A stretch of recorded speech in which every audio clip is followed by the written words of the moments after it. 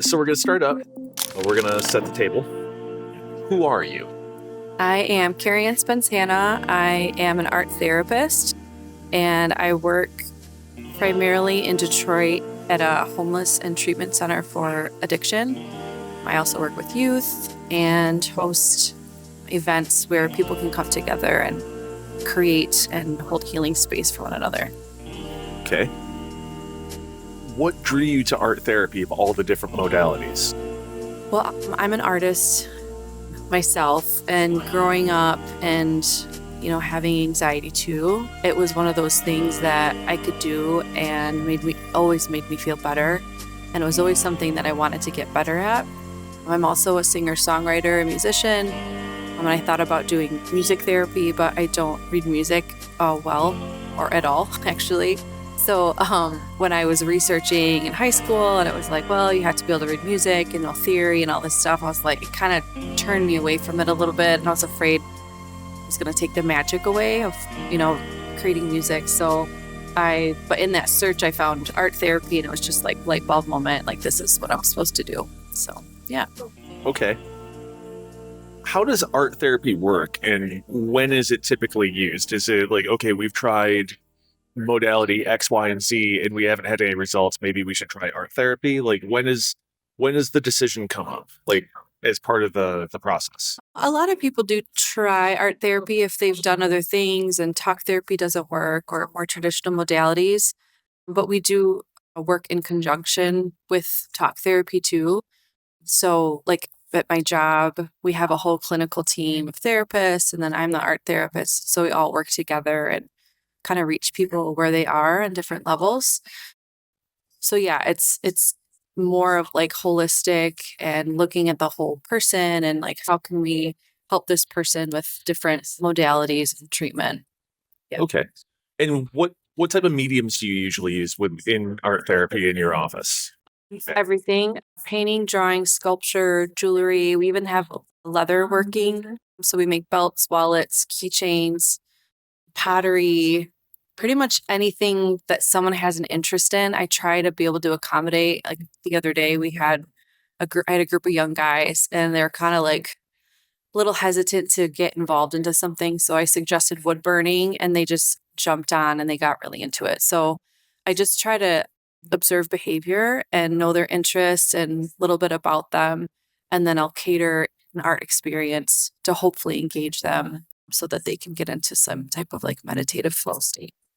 Okay. So that was going to be my next thing. Is art therapy a thing where it's just somebody out being creative, or is it more effective when somebody's being creative and they have a trained therapist with them that is asking certain questions, and while they're in that flow state, just getting them to talk about things that they otherwise might have mental blocks toward?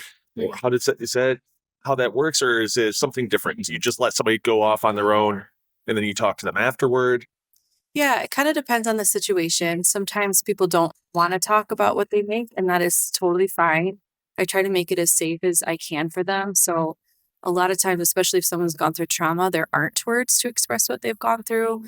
So art is a safe way to access memories that maybe talk therapy wouldn't. So every case is different. Some people, I make art alongside of them. Actually, that happens quite often. And then just kind of help hold space while I'll make art, and then almost be like a third hand to them of like assisting them without being intrusive. So there's a lot of psychology and science behind it, and a lot of like counseling theory too, of how to support someone and make them feel safe. So yeah, it just sort of depends on the person, what their goals are, their life, where they're at, and then other interests that they have too. So, and every art therapist is different. It's like every other, therapist is different. I try to just stay really open and meet people where they are. Okay.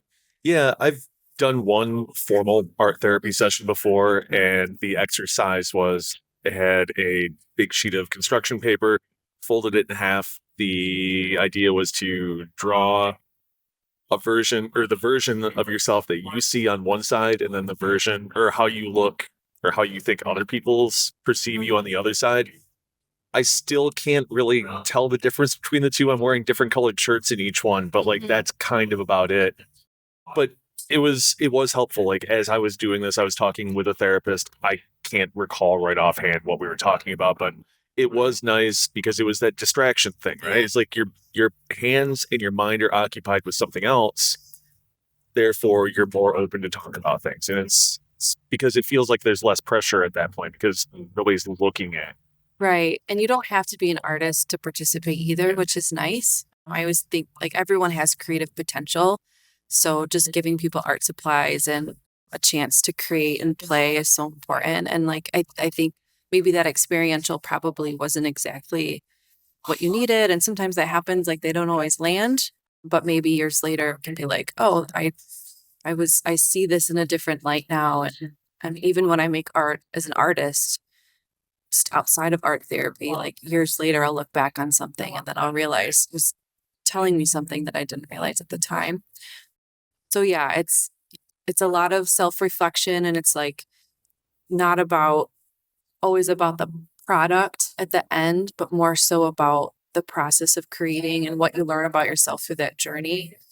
So that's what I would say. It's so different than being an art teacher, where an art teacher is like, you do this, this, this to learn how to make this thing, this product, where art therapy is like, we're going to go on this creative journey together.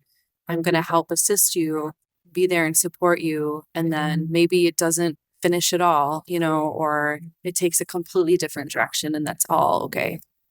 Okay.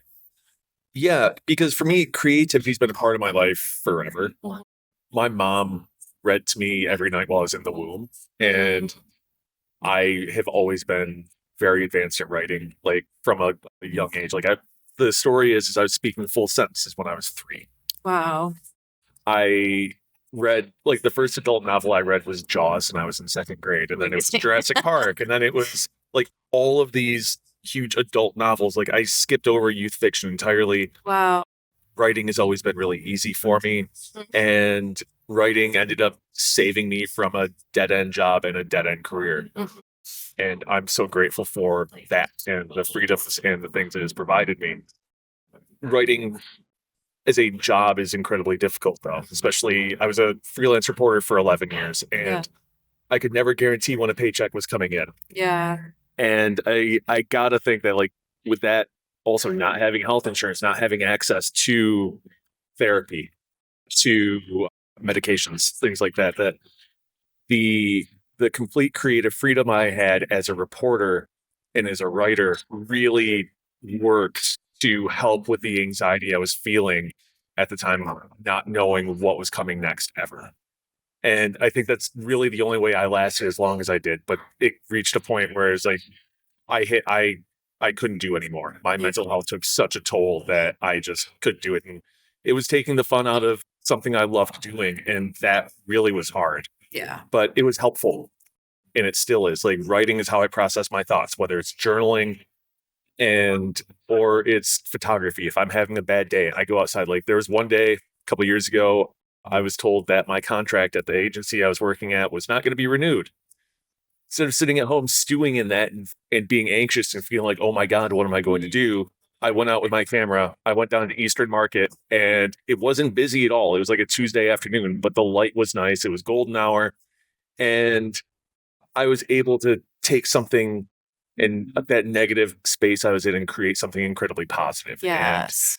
that was so helpful for me. Mhm. And so I've seen how this works. And I just want to know how this actually works from your side of the table, as it were, from somebody who is both very creative and also is a trained therapist.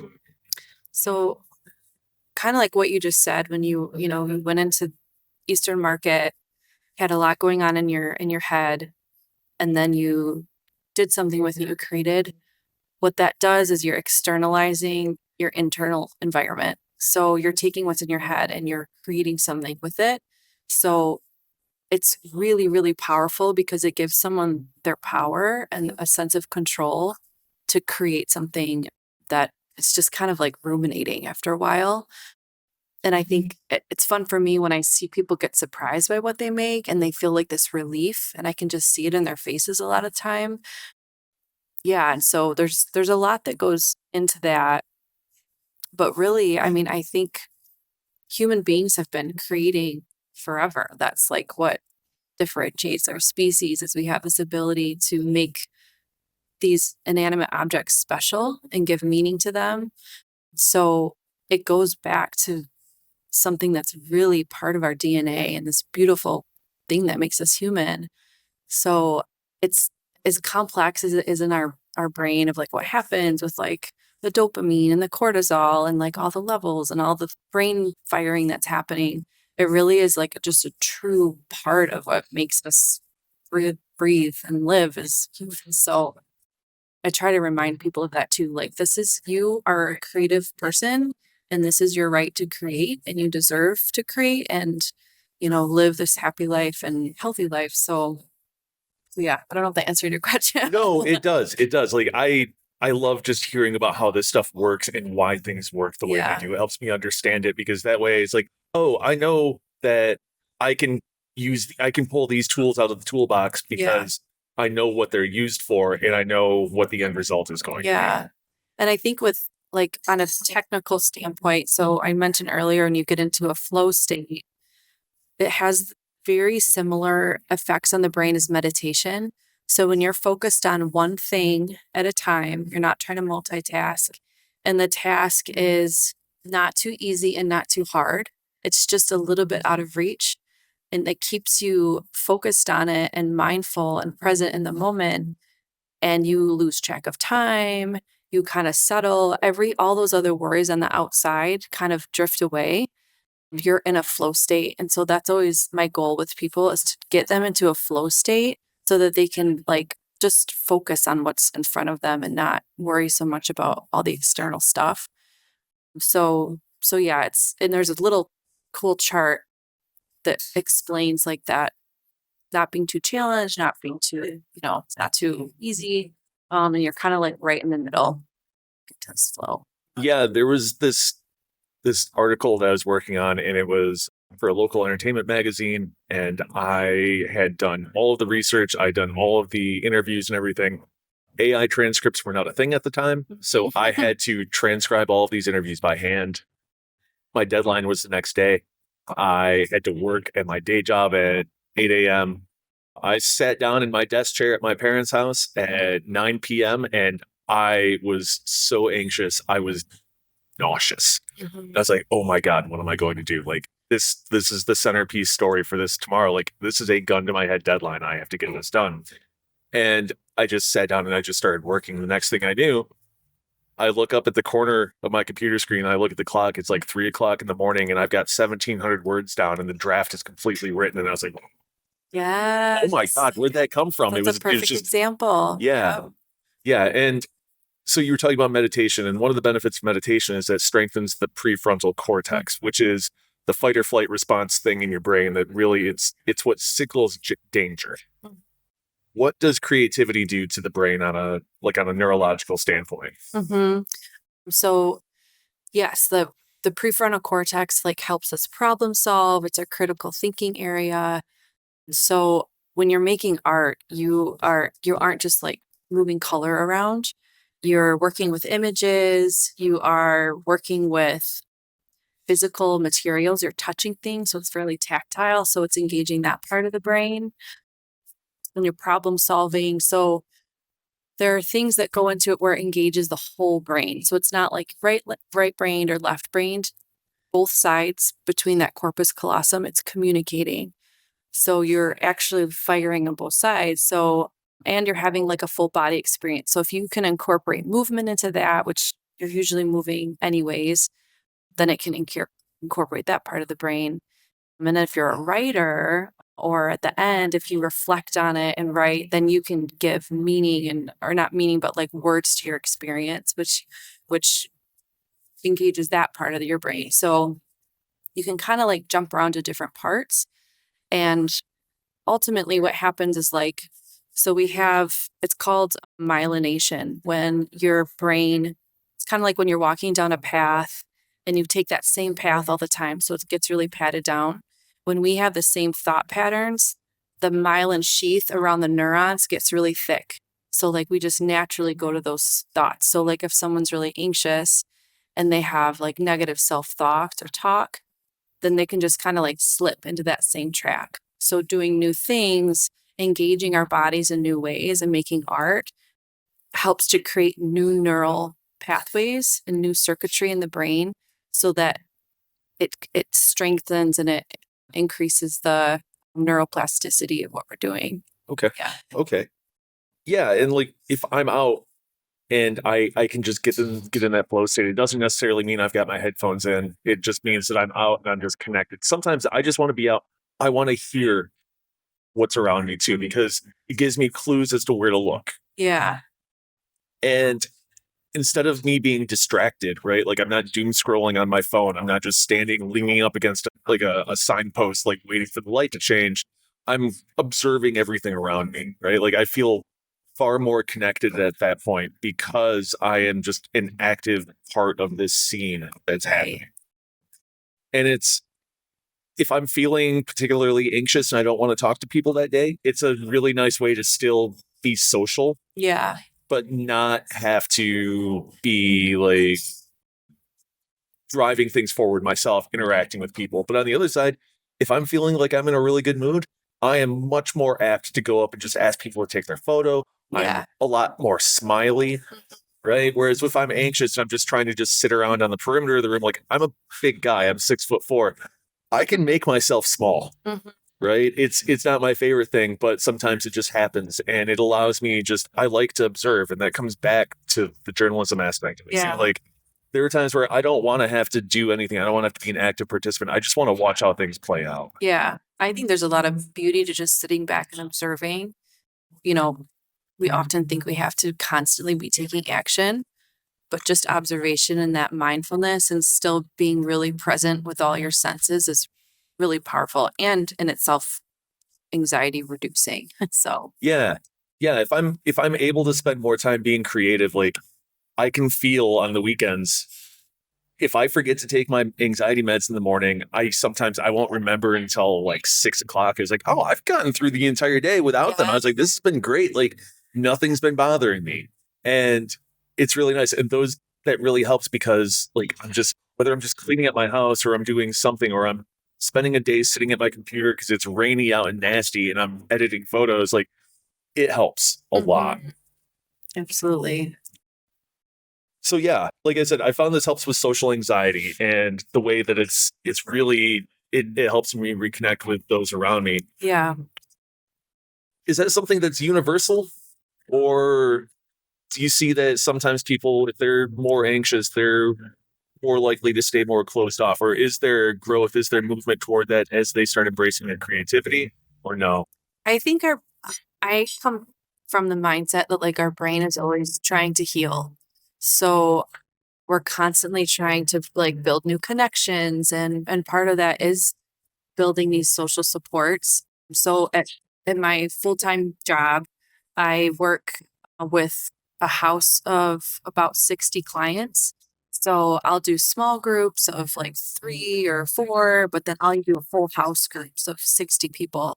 So I get to watch the group dynamics as well, it's really like this beautifully rich, gives me so much rich information about how we function in smaller groups and bigger groups. So with the bigger groups, it's really fascinating because, well, not even just the bigger ones, the smaller ones too. When people co create, something happens where they're getting into, hopefully, into that flow state.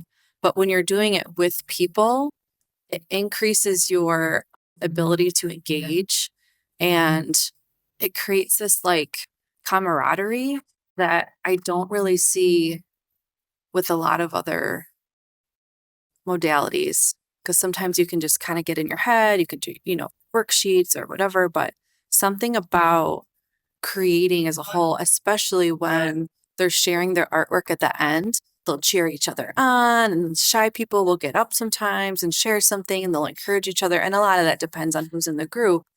But I do think there is something about being together and having that support and while doing something new.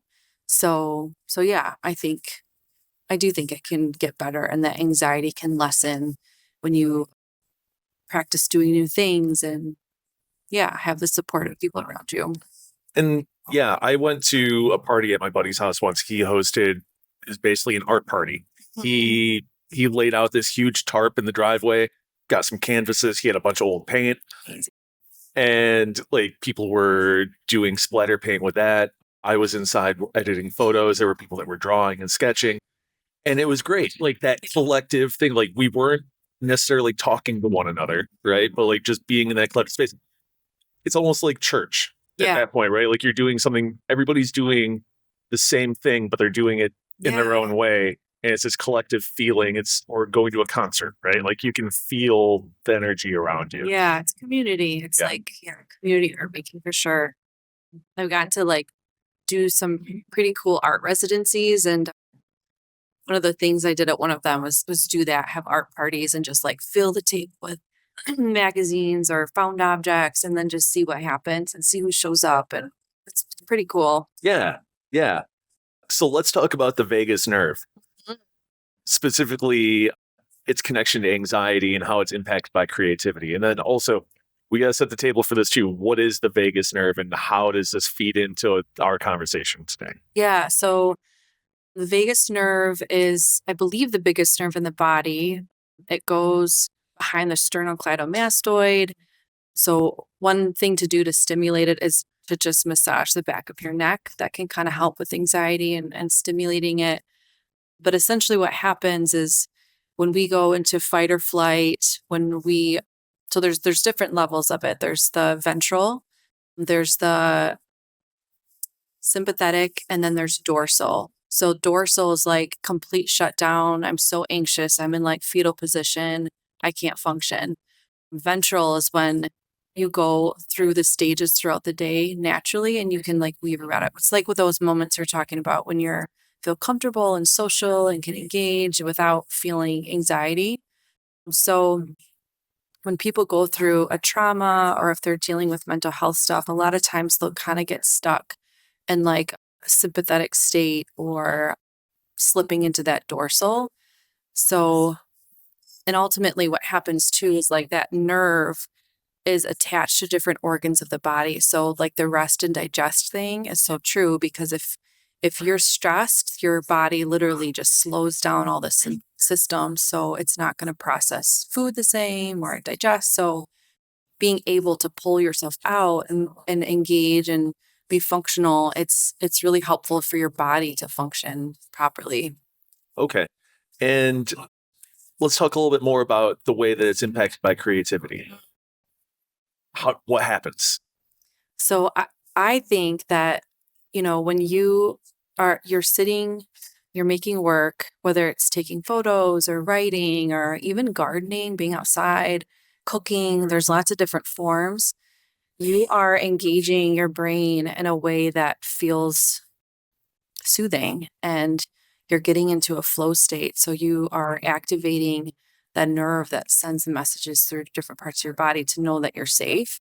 And I think that it's so healing and can help us create new pathways to process all the trauma and stuff people have gone through. But yeah, I don't know. Did that answer your question? Well, you brought up a good point about it. It kind of triggers the brain to start feeling safe, right? Which would explain why my response after I got that news about my job was like, I need to go out. I need to feel safe. I know how to control things right now. That was also something else you said. It gives a sense of control, but it's just knowing that you can create safety for yourself that way. Yeah. Right? Which for the anxious, that can feel insurmountable sometimes. Yeah. And that comes from self-awareness too, because a lot of people go through these ups and downs, but don't have the awareness of how to pull themselves out. Like you're able to go outside and know what to do to pull yourself away. It's almost like I see creativity and art making or music making as a vehicle. So you're just getting on board and it's taking you somewhere else. So yeah, I think that definitely applies to like the somatic systems that it's attached to. Okay. And yeah, like I was saying before we started recording, I'm really empathetic. And if I'm in a bad spot, it can really help going out and seeing people who are smiling and who are happy and feeling that radiate from them. Like when I'm looking through the viewfinder, Yeah.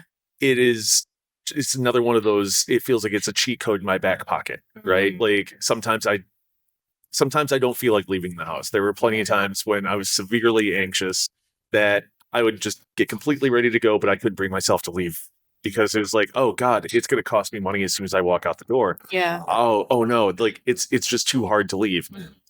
I even had it one time I was packing up to head with my dog to the dog park and I was like, I can't go. And we Yeah. ended up, we just hung out in my backyard instead. And yeah, and it can be really hard to just sometimes even find the strength to, as ridiculous as it sounds, to leave the house No. sometimes because it feels like you, Yeah.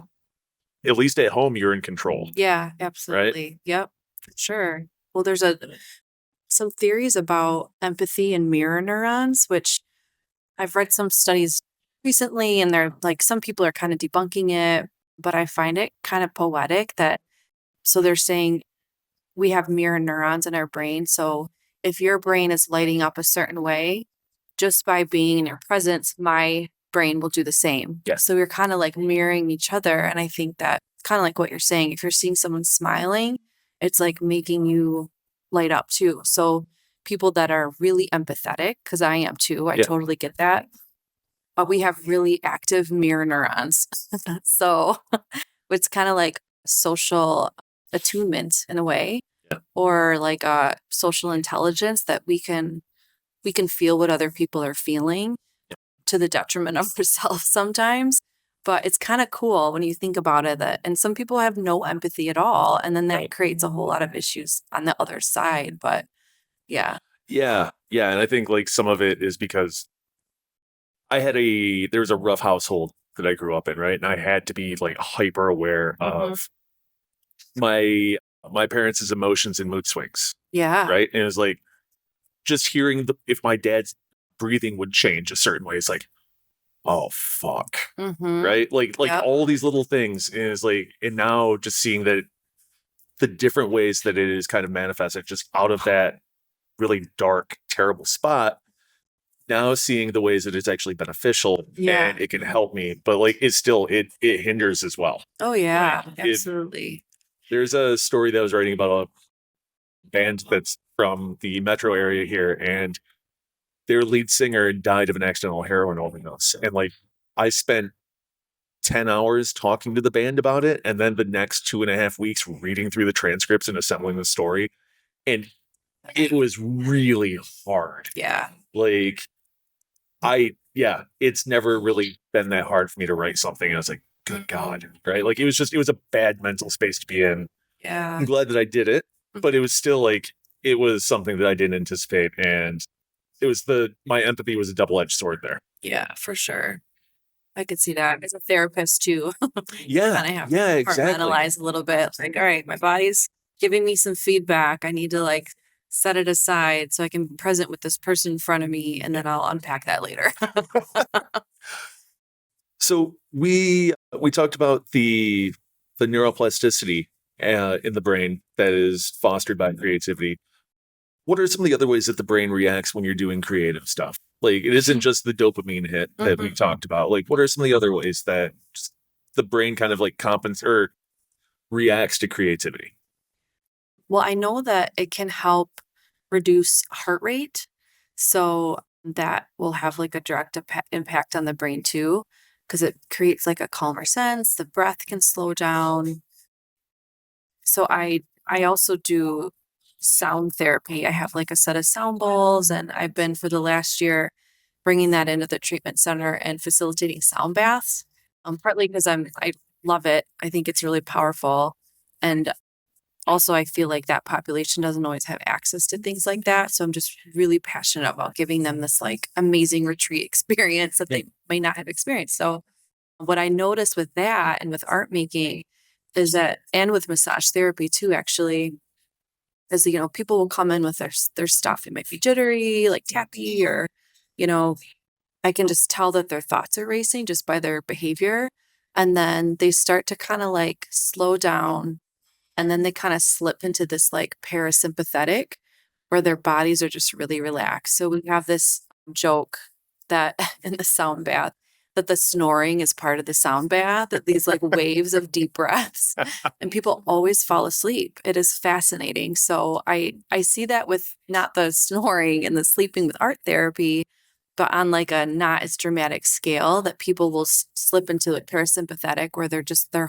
whole body is slower. Yeah. So I think that probably happens with the brain too. Like if the body is slowing, then the brain processing is it's calming itself down too, or it's not like racing thoughts, you know? It's not reactive at that point. Right, right. Okay. Yeah. What are some of the broader benefits of art therapy and creativity that you've seen? I think, I mean, it helps increase self awareness and self esteem. It can kind of be a way to reflect on what's going on in your life. Like sometimes people will come in and they're like, oh, I don't know what to do about this thing or whatever, and then make a piece about it. It could be drawing, painting, sculpture, just depending on what they need. And and there's this moment where like, I always try to give people some space after what they make so that they can look at it from a different perspective. And sometimes with that space, they have these light bulb moments of like, oh my gosh, I didn't see it that way before. Or I even like if it's a painting or a drawing, I'll flip it in different directions so they can see it from all orientations. Especially if it's an abstract piece, then that kind of like helps them to see it in a new way too. So it ultimately, the art making reframes our experiences. It externalizes things that we've gone through. It makes like the unconscious conscious because we block a lot of memories, especially with trauma.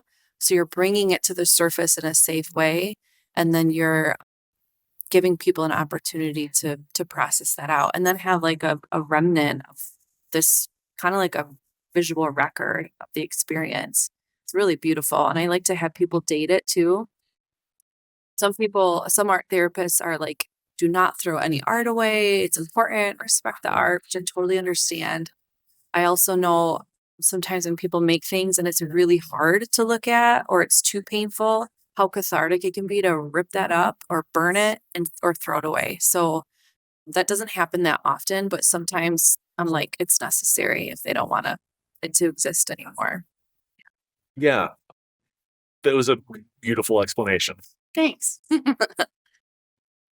Does somebody need an actual therapist for this to be effective, or is it feasible to do this as a self-help mechanism? Is it doing it on your own? Yeah, you can definitely do art on your own as therapy. I kind of explain it like it's good to work out, right? It's healthy for us, it's good for our body. If you have an injury, it's even better to work out with a physical therapist who can fine tune the workouts and what you need. So sometimes with like a mental health issue or crisis, like it's helpful to have that extra support there. That's like, yes, let's get the benefits of art making, but let's fine tune it so that we can direct it exactly where it needs to go. So I wish everybody made art all the time. I feel like the world would be better. So please, like, do not think you have to do this with an art therapist. But I do think there's some magic that happens when you have an art therapist alongside of you who can be a witness to your journey and help you through it.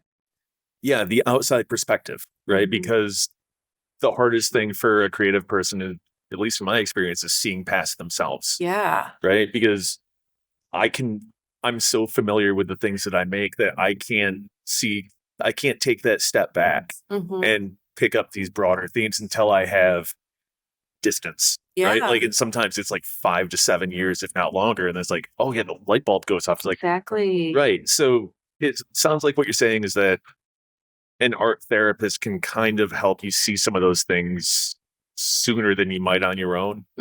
Yeah, for sure. And like help and like just like in therapy, like we don't give people the answers. Like we might see very clearly what's going on, especially with art therapy assessments of like, this is the issue, but they might not be ready to hear it. So it's like learning that discernment and that having that therapeutic relationship of what to share and when to share and like helping them get there and see it on their own. It is a little bit different in the setting where I'm at now because it's they're coming in with like such dire situations of like they've relapsed, so they're back in treatment.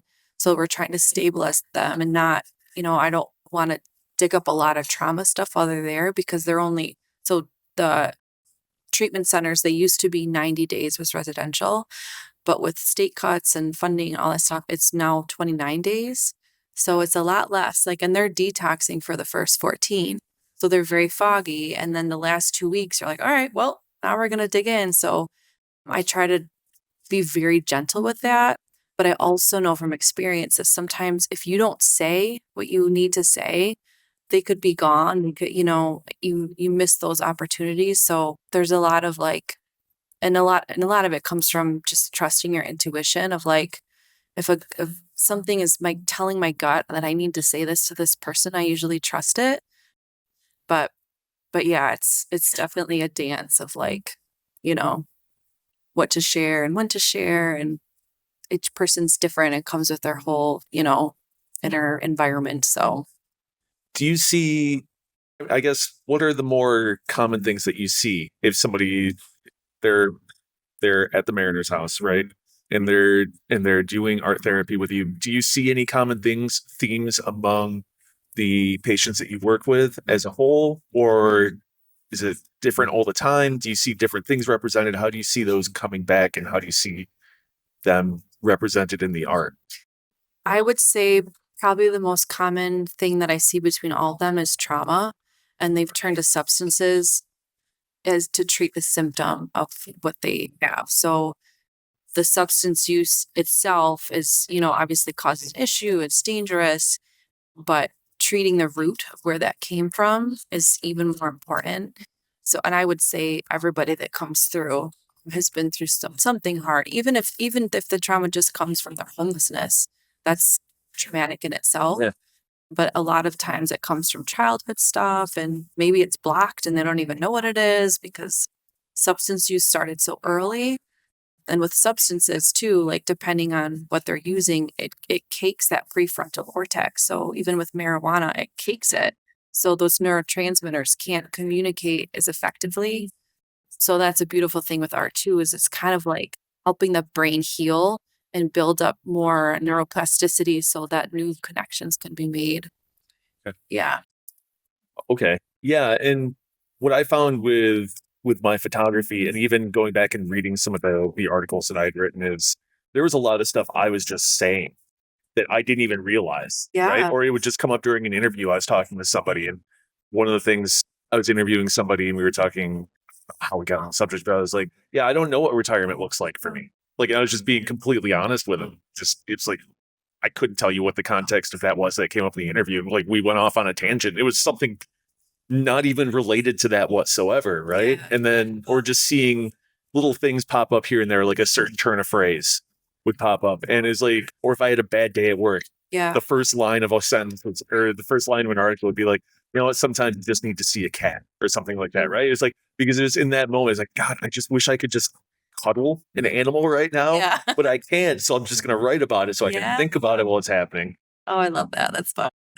Yeah, but in the way that I represented it, like visually though, is I was lonely a lot as a kid. And I found after going through things, like I like taking photos of, this is always a weird thing to say out loud. I like taking photos of kids who are just kind of like off on their own. And because I see, deep down inside me, like there's something that resonates about that, about seeing a child who, should not be just off on their own doing things, and Yeah. trying to portray that. And that's one of those things that I probably could have seen earlier had I had been working with an art therapist, right? An interesting thing too with what you just said, like different interviews bringing out different parts of yourself. And this kind of goes back to the polyvagal stuff. Is your nervous system is responding to the nervous system of the person that you're with. So It's the click. yes, yep, it's the click, and then it's also like if they're anxious, then it can make you anxious, and that's part of the being empathic too. Oh, So God, yes. yeah, so all those stuff can bubble up that you're like, oh, even as a therapist, like I'm with people who are very dysregulated sometimes, and I will feel my nervous system start to do things. I'm like, okay, I need to like take a deep breath, ground, like, set this aside just for a second or drink a glass of water, something. But yeah, it's pretty fascinating.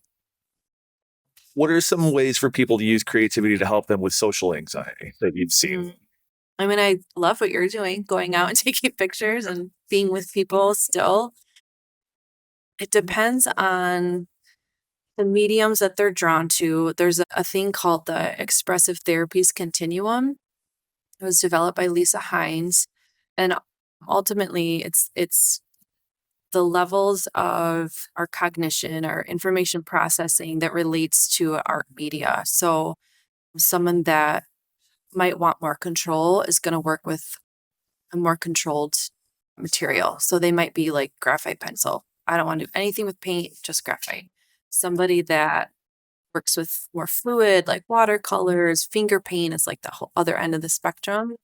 They are very like free and they might want to incorporate more control into their life. So it really just depends on the person that's coming in for services because they're going to present a whole unique thing. So I would tell people, if you're going to do this on your own, which I hope people create art for themselves, figure out what medium feels the best to you and work with that. Like, so if you really love pastels, amazing. Work with pastels and then maybe you slowly start to incorporate something else. Like then maybe it becomes pastels and collage or pastels and drawing. But just to give yourself the time and the space to explore different mediums and immerse yourself in the process and play and have fun. I think when we're kids, we innately do that. And then we become adults and we have to like schedule it in. And we're so judgmental of ourselves. I don't know. I think we become too critical of what we actually make. And it might not be any artwork you'd want anyone to see, and that's okay. It's just giving yourself time to play. And that's something that I wanted to bring up because it seems like that's what keeps kind of it's a theme that we do keep coming back to where creativity is play, Yeah. right? It is the brain doing whatever it wants in kind of whatever fashion that you want it to. Like it doesn't have to make sense, Yeah. right? Like you don't. I remember when I was watching like a cousin of mine as a kid, 6 years younger than me, and she was playing with some of my action figures, and she was just making up this whole language and story. And I was like, Yeah. that isn't how that works, right? But then I was like, all right, yeah, she's having fun with it. Yeah. But yeah, like playing is it's so different now Yeah. in general. Like I don't get the same enjoyment out of playing video games anymore that I used to. I don't like it isn't always the go-to. Like there are so many other things I would rather do now. And it isn't even just something like me having to create something or create something from scratch. Like even building Lego sets, right? Like being able to turn my brain off, get into that flow state and just follow directions that somebody else did. Oh yeah. And then still be able to be creative and have something tangible at the end of the day. That's super helpful too, because sometimes a blank page or is the biggest enemy. Where it's like, I don't have any boundaries now. This could go anywhere, and that can be overwhelming. Yeah. Whereas, Really intimidating. yeah, like, but once you have some boundaries in place, and it's like you can start figuring out what actually you can do to work within those boundaries. That's where creativity really shines. I think. And I think that's where art therapists really come into play as well as like helping someone have a prompt and starting point. Because having like a blank canvas or a blank piece of paper, it's like, oh my God, I don't even know what to do with this. And then that internal self-talk comes in where it's like, well, who am I to be doing this thing and wasting a piece of paper on whatever.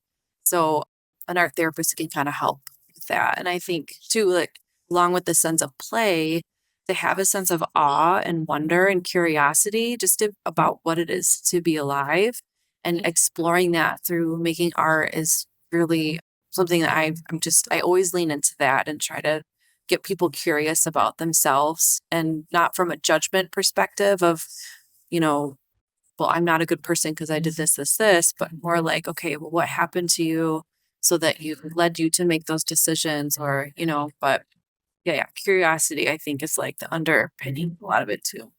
Okay. Did you see any themes or commonalities with if somebody's primarily working with pencil? You can say, "Oh, I've seen a lot of people who are working on control and regaining control of their lives. They gravitate toward the simpler methods." Is there a correlation with that, or it is a case by case basis? Everybody's very different. It's pretty case by case. I think people are always surprising me. I'll think I have someone figured out, and I'm like, oh, that is not what I was expecting. Like this one time, this guy during a session drew. He didn't seem into it. He was just kind of like drew 4 lines, kind of like a triangle top and sides on the bottom, and then just sat there throughout the session. I was like, oh, it's not his thing. That's all right.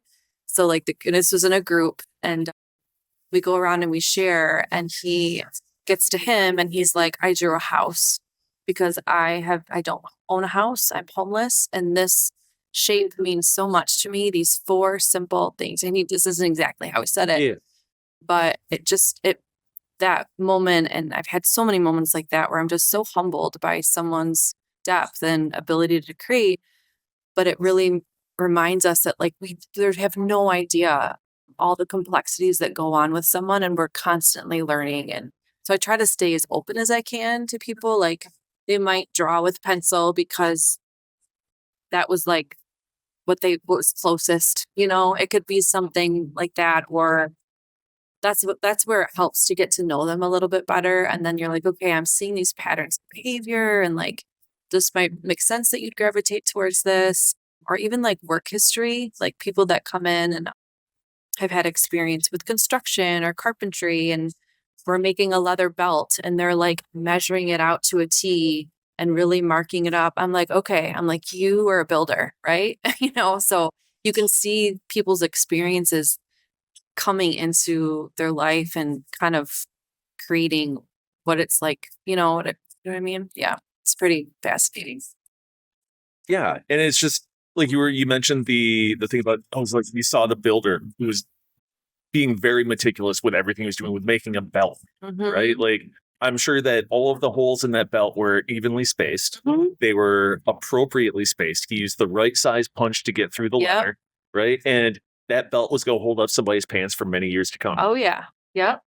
Whereas with me, I think I would just probably end up grabbing a drill bit, going into where I needed to go, and then, okay, that's good. I don't plan on gaining any weight anytime Yeah. soon, so we're just going to leave it at that. It's very functional. That's what some guys come in, they like punch one hole of like where it fits them now. They're good. They don't do anything else. And I had this other guy who came in who was just like, he measured it all out. Then he filled the whole thing. He embellished the whole thing with designs, like to the point where it's like every little space was filled. It was so intricate. Then he dyed it. And then he wanted to know, how to soften the leather. So then he put oil on it. And then he decided to dye it again. And he worked it so much that it just became brittle at the end. But that also told me a lot about that person and where they were, that like the overworking things and overthinking and like taking this one project, and like really you can just see their brain on overdrive. So Yeah, this is another thing that with plenty of time, I've had a chance to actually process this and figure out my creative process for things. And one of my things was just making sure I was making absolutely 100% bulletproof arguments, right? Like I would have a bibliography just of like, these are all the things that I sourced. And I wrote a paper in college, and when my professor was handing them back, she was like, Tim, it took me over an hour and a half to grade your paper because every line you made a new argument, you had proof to back it up, and I had to go back and check it. And that's funny. but it's because having a argument in my household meant that I had to come with the most bulletproof argument I could. Yeah. Right. And even then, and it's because I wasn't being believed. Yes. Right. I wasn't being listened to. And even then, I could present the most factual, common sense position possible. And it would still like, that doesn't matter. I don't care. Right. So it was like, because I had felt that, like it was the first couple of years of my writing were very much, it was like, I have to be completely bulletproof on all of this. Yeah. I think to prove. Yeah. Yeah. And that thing to prove was very much what drove me early in my career too, because there was one point where, wow, we're getting real deep here. There was one point where I was working at my dad's body shop during the summer. I wasn't getting paid much, if at all. And I started writing as a result because I needed to pay bills. And I started freelancing for the local newspaper. I started to go beyond that. I started actually making some okay money. So I didn't want to put the burden on them to have to support me, like, even though, because the body shop was slow, so couldn't afford to write a check. And I overheard my dad at one point tell my mom, I was like, yeah, he thinks writing is going to be his way out of here. That's not going to happen. It's amazing what the motivation, a chip on your shoulder will do. Yeah. Oh, right? yeah. Like it's wild. Like Tom Morello from Rage Against the Machine said something to the effect of, no great work of art was created without a chip on somebody's shoulder. I was like, yeah. Because he said, if my dad had been around, I wouldn't have spent 9 hours a day in my bedroom playing guitar. Yeah. And I like thinking of going back to like your arguments of like needing to have this proof. Had you not had those debates in your house where you felt like you needed to really fine tune that skill, then you wouldn't have that to lean on now in your writing, you Right. know? Right. It worked as a journalist. It was perfect, Yeah. right? Because I needed to have a bulletproof case to present Right. to everybody else too, right? Because otherwise, a journalist's name and their credibility is everything. And if you have to have a bulletproof case to present. Mm-hmm. Yeah. So true. So my last question that I have right here is, how does anxiety harm creativity? I think when people are too critical of themselves, the anxiety takes over and then they just kind of go in that shell and they don't do anything. I think that can be really harmful to creativity, but also to themselves because you just, what's the word I'm looking for? You isolate, right? So I think when anxiety gets to that point of like isolation and not connecting with each other or yourself, it can be really harmful. And that's another like thing with substance use disorder I see a lot is the isolation. Like, oh, I wasn't keeping in touch with my community. I pulled away. So it's important. Okay. I think that's honestly it. Hey, Yeah. thank you. Yeah, this has been so good. I'm really glad that we had this conversation. Thank you for listening. Want to find out more about Karianne? Visit her website, KarianneSpens-Hanna.com. Again, this is just the beginning. Follow along for more.